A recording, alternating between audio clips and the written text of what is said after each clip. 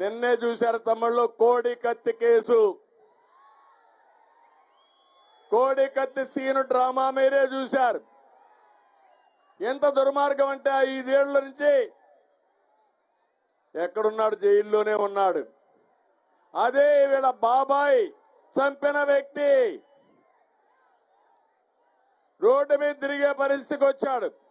అంటే దీన్ని బట్టే మీకు అర్థమవుతుంది ఎలాంటి వ్యక్తి ముఖ్యమంత్రి అని.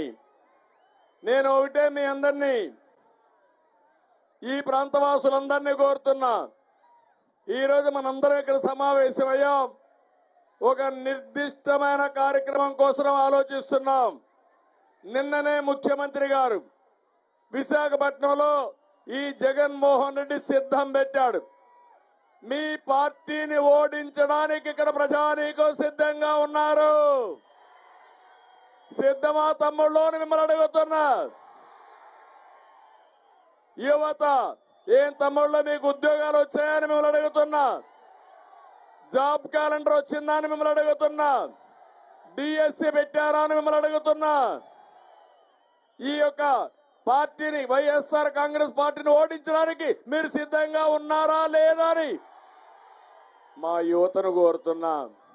నేను ఒకే ఒక మాట చెప్తున్నా మా తమ్ముళ్ళకి, తమ్ముళ్ళు జాబు రావాలంటే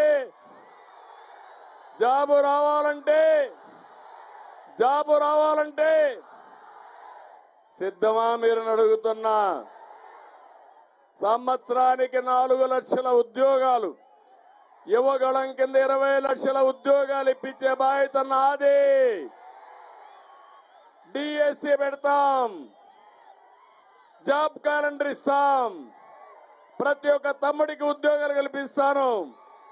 అదే కాదు, ఇంకో పక్క మీరు ఇంట్లో కూర్చొని వర్క్ ఫ్రమ్ హోమ్, హైదరాబాద్కు వలస అవసరంలా, బెంగళూరుకు అవసరంలా, మీ ఊర్లో కూర్చొని ప్రపంచం మొత్తం పనిచేసే విధానానికి నేను శ్రీకారం చుడతానని చెప్పి నేను మీకు తెలియజేస్తున్నా. ఒకవేళ ఇంట్లో వస్తువులు సరిగా లేకపోతే వర్క్ స్టేషన్లు క్రియేట్ చేస్తాం.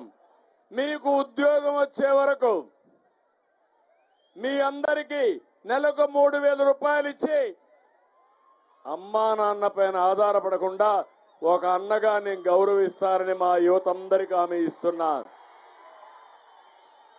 నేను ఒకటే మిమ్మల్ని కోరుతున్నా, 73 రోజులు ఉంది ఇంకా ఈ రోజు నుంచి.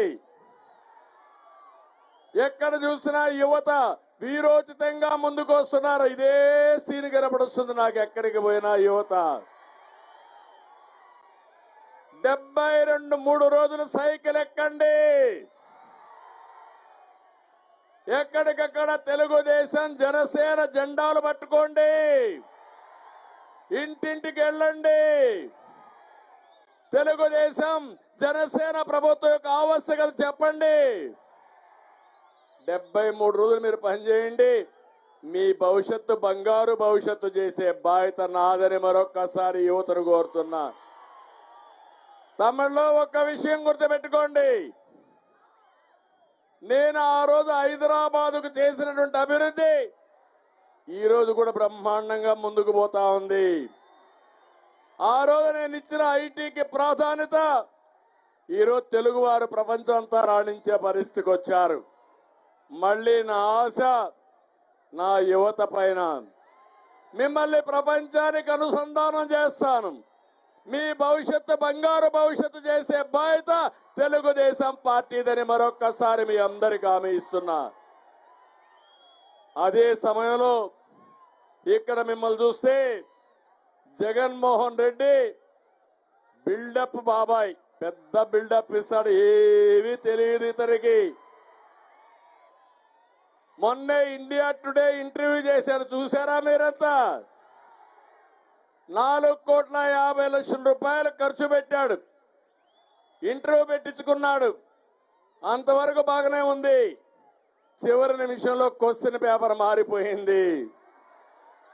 క్వశ్చన్ పేపర్ మారిపోయింది కాబట్టి ఆన్సర్ చేయలేకపోయాడు ముద్దబ్బాయి. అక్కడి నుంచి చూస్తే ఆయన అడిగిన క్వశ్చన్ చూస్తే బీకామ్ అంటే కూడా చెప్పలేని పరిస్థితిలో ఇతను వచ్చాడు. ఏం తమ్ముళ్ళు బీకాం అంటే మీరు చెప్పగలుగుతారా లేరా? మన ముద్దబ్బాయి ఎక్కడ చదివాడో నాకు తెలియదు కానీ బీకాం అంటే కూడా నీళ్లు నమిలే పరిస్థితికి వచ్చాడంటే అది ఈయన తెలివితేటలు. అలాంటి ముఖ్యమంత్రి వచ్చి బిల్డప్ మాత్రం సబ్జెక్ట్ చాలా వీక్, బిల్డప్ మాత్రం చాలా పీక్. సబ్జెక్ట్ ఏమీ ఉండదు. అది ఈయన పరిస్థితి అని చెప్పి కూడా నేను మీకు తెలియజేస్తున్నా. మన నియోజకవర్గంలో నంద్యాలలో ముస్లిం సోదరమణులు ఎక్కువగా ఉన్నారు. మీకేమైనా ప్రోగ్రాం ఇచ్చాడా అంటున్నా మీ ముఖ్యమంత్రి. సాక్షి టీవీకి, సాక్షి పేపర్కి 1000 కోట్ల రూపాయలు ఇచ్చిన ఈ ముఖ్యమంత్రి మైనారిటీలకు ముఖ్యమైన ప్రోగ్రాముల్ని రంజాన్ తోఫా గాని, అదే మరిగా దుకాన్ మకాన్ గాని, దుల్హాన్ గాని అన్ని రద్దు చేసే పరిస్థితికి వచ్చాడు. అంటే మైనారిటీల్ని నిర్లక్ష్యం చేసే పరిస్థితికి వచ్చాడు. ఈయన కావాలని కొంతమందిని సలహాదారులు పెట్టుకున్నాడు. వాళ్లకు 100 కోట్ల రూపాయలు ఖర్చు పెడుతున్నాడు. కానీ పేద ముస్లింలకు మాత్రం ఓటు బ్యాంక్ గా చూశాడు తప్ప ఎవరికి ఏం చేసే పరిస్థితిలో లేడు.